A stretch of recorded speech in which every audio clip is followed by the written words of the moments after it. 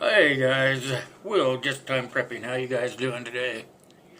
We're gonna start part two of what we did yesterday, or yesterday or today.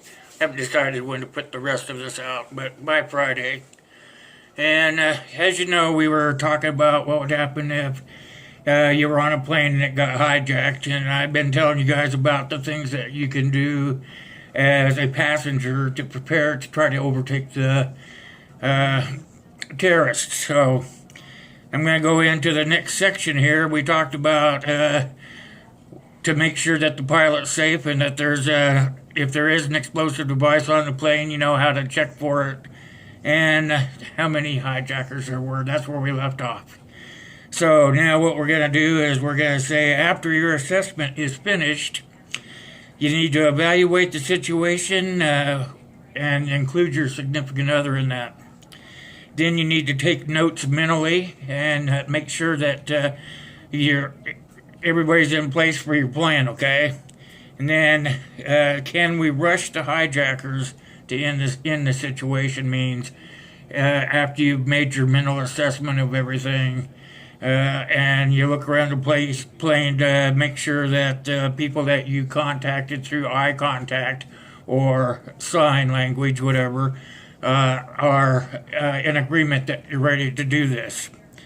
And then, are there any other threats before you rush them? You need to make sure, like I was saying, you need to make sure that there's nobody going to be in the seats. You know, one of the comments said, you make sure that there's not a sleeper. A sleeper is somebody that is not involved in the general takeover, but is part of it.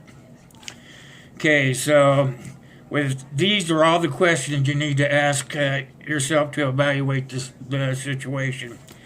Then you need to make a plan. It could be physical or even visible, and try to communicate with your other passengers. And I already said that. So you also need to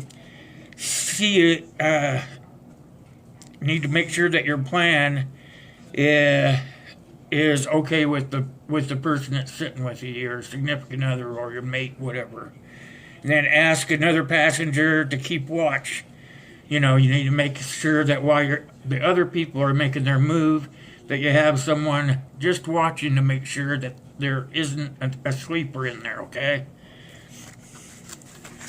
So as you can see, if you're going to go ahead and take advantage of it and try to take the situation away from you, capture the terrorists or this, whatever you want to call them, subdue the terrorists, then you want to make sure that you have all these things in place before you actually do that, okay? So, you need to get in your backpack, excuse me, and get the zip ties out first. And you don't, excuse me, you'll want to have them out and then go ahead and start them into the handcuffs, okay? So all you gotta do is slip them on, zip them. You guys know what I mean. Then you need to make sure that you're handing out the ballpoint pens, because those can be used as weapons, like jabbing people in the neck or maybe in the chest or something like that, so you can incapacitate them. And then you want to position your backpack so that if something were to happen, say the terrorists or the hijackers actually have weapons besides a bomb, say guns or something like that, you want to make sure that you can grab your backpack because it has that plate in it. And you can always take it and hold it in front of you to protect yourself or your significant other. Okay. Then you want to discuss with your mate how you're going to exit your seats and when it's going to be time to subdue the terrorists. So, you need to be fast and violent, which means when you make your move, don't be trying to think of a word that's not going to offend anybody, but actually I'm just going to say don't be a pussy, You can't go up there and act like you're not going to do it, You have to be aggressive, violent. You need to move fast and be violent, because that will keep them off their guard. So if the plan's going to be successful, you need to scan the plane for any of the other threats. You need to go to the pilot's cabin and communicate with them, and so that they can tell the people on the ground. If the pilot hadn't been compromised, we talked about that yesterday in the first part. So if they're not, you need to get to the pilots, explain to them that you, as a passenger and some other passengers, have already made the move to subdue the terrorists, so that they can get on the radio, go down below to the ground, and let them know what's going on.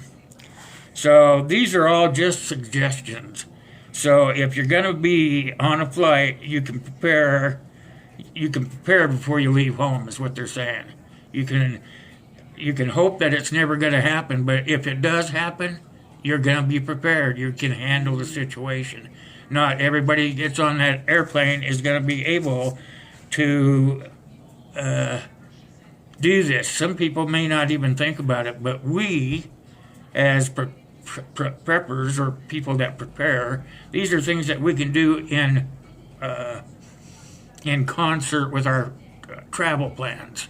That way, if one of these guys were to pop up, or two or three of them, you can take care of yourself. So nobody wants another 9/11. We just don't want it, but we at the same time, we want to be prepared to fight to ensure nothing like this ever happens again. So if you and your mate are trained and prepared, this will never happen again. Because remember, there's always more passengers than there are hijackers. Taking accountability for ourselves and others is an important part of mankind. At the end of the day, fighting for ourselves or fighting for others and fighting for America is the only way to combat terrorism. This has to be an evolutionary advantage to panic. Our ancestors survived threats. Even if my spouse were to be captured and taken hostage, I'd comply with my head down, still listening and taking mental notes and getting information so I can be prepared for the long haul. This is a thought of a plane is for ransom. It could be held there for days, so you need to be prepared yourself to be able to take action if necessary. So when you make your plan, always pick the right time and the manner in which you're going to be using, and then stick to the plan. Don't try to change the plan. And when you do initiate the plan, make sure that you're violent. Show aggression, because this will keep your captors or your terrorists, they'll keep them off guard. So there's nowhere to run and no place to hide when you're on an airplane. So you can either sit there and do nothing and expect to be killed, or you can take matters into your own hand and initiate, be an initiator, and make a plan and carry it through. So in the middle of the mix, you have to do something, That's what they're saying. In the middle of the mix, you have to decide what you're going to do, whether you're going to cower down and do what they want and possibly be killed anyway, or take matters into your own hands. Even if you choose to do nothing, you're still an active participant in the events that are unfolding around you. That's right. Choosing not to put in action in is a choice, and making a choice is always an action. So you're still actively involved, and there are more actions to consider than just your own self-preservation, and that won't increase your chances at all. Would you be able to sacrifice your own survival so that others might be able to live? I pray that none of us ever have to find out the hard way, whether we're unable to help others or be courageous underneath all of it. So I want to thank you guys for listening. Today was much shorter than yesterday, and I want to hope that we all think about this and never have to do it, but be prepared if it does. So, as always, I want to tell you guys, I can't do any of it without you. As usual, it's God bless you and God bless me. But right now, let's talk about something else. I don't want to sign off quite yet. I want to tell you guys that later today I'm going to go live, probably be in the evening. And then Saturday, we're going to have a drawing for yesterday's live stream. So hopefully you're in there, because if you're not in there, we'll draw another name till someone is. That's the new plan of attack. That's my plan, and I'm sticking to it. And what else have I got for you?